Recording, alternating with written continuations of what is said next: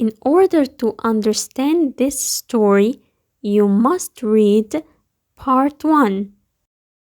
What? What do you mean? The woman cried.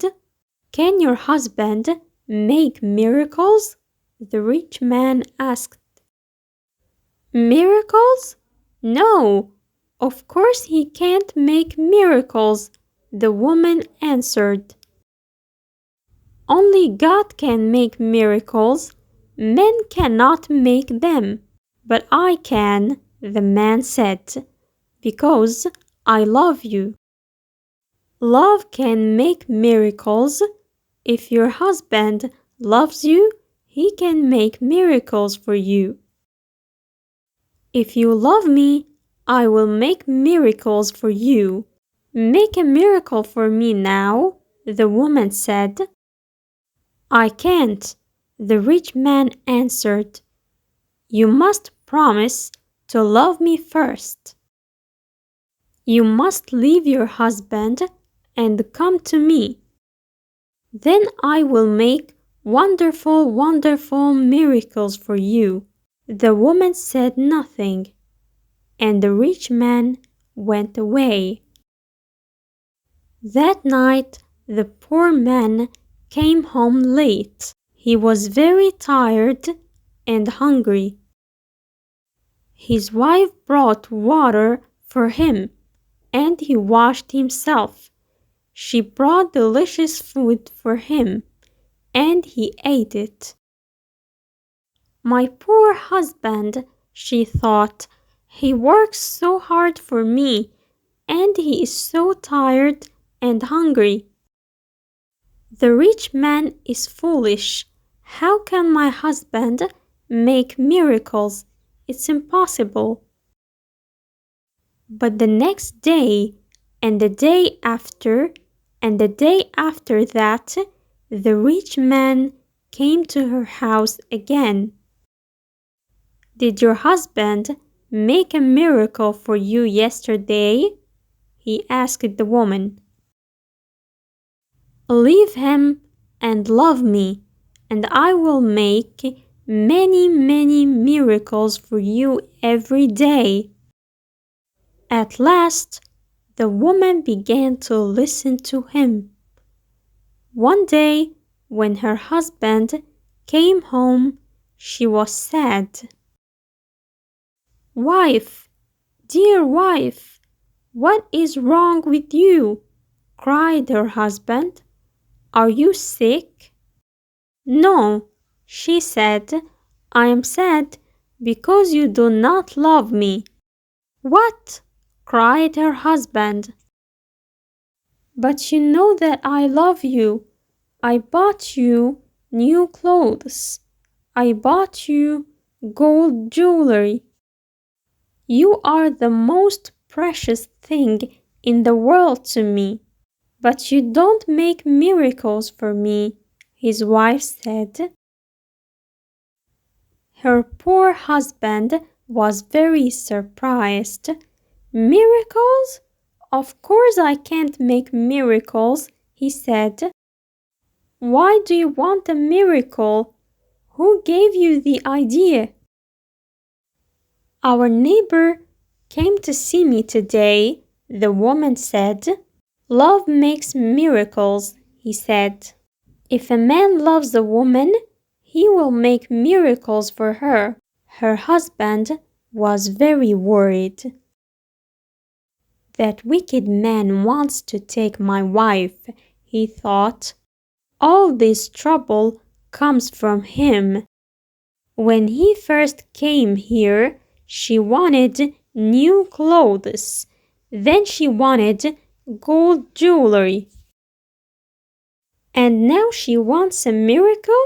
What can I do? If I don't make a miracle, perhaps my wife will leave me and marry him. The next day, he went slowly to work in his brother's field. I must pray, he thought. Only God can help me now. He looked up to heaven. O Lord God, he prayed, Please help me to make a miracle. I love my wife and I want to keep her. Don't let this rich man take her from me. He worked all morning. He was moving stones from his brother's field. In the middle of the day, he sat down under a tree to rest. A man was sitting there already. Who are you? The poor man asked. I am a wizard, answered the man, and I have a gift for you. Look, here are 2 sticks.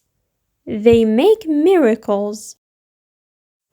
Miracles? The poor man said. He was happy now. What kind of miracles? If you touch a person with the first stick, the wizard said, he will become a donkey. The poor man thought of the rich man and he smiled.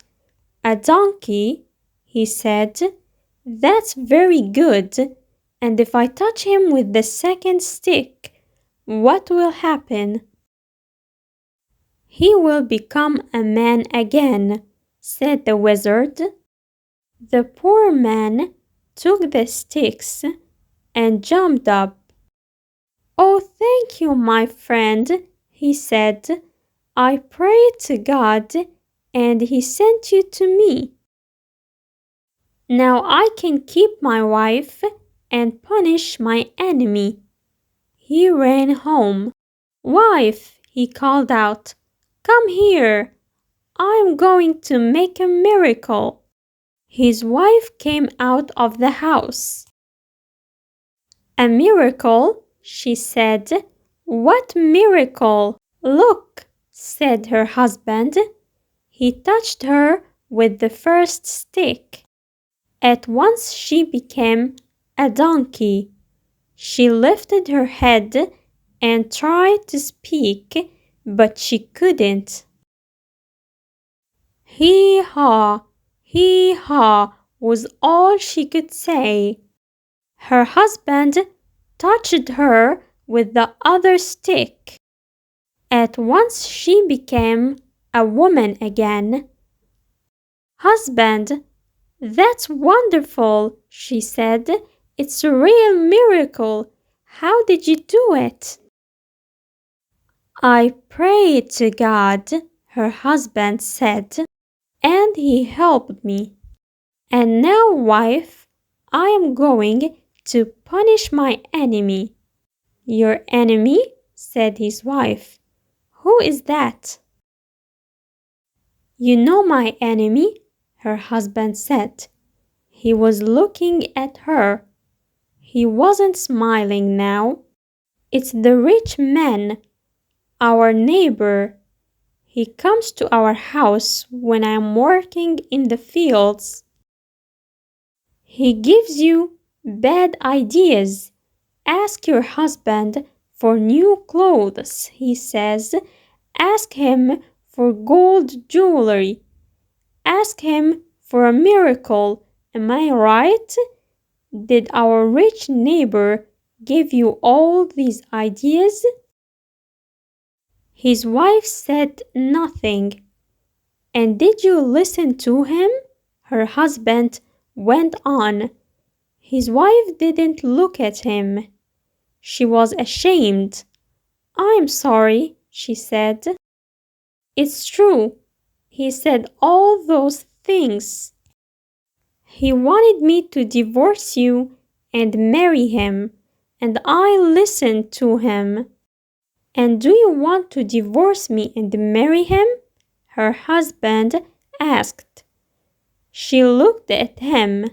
Her eyes were full of tears. No, dear husband, I want to stay with you, and I will never listen to him again. Then take this stick, her husband said, and touch the rich man with it. He gave his wife the first stick, but he hit the second one in the roof. The next day, he went to work.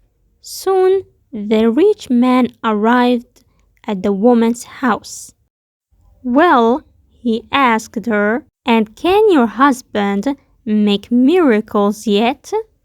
"Yes," she said, and she touched him with the first stick.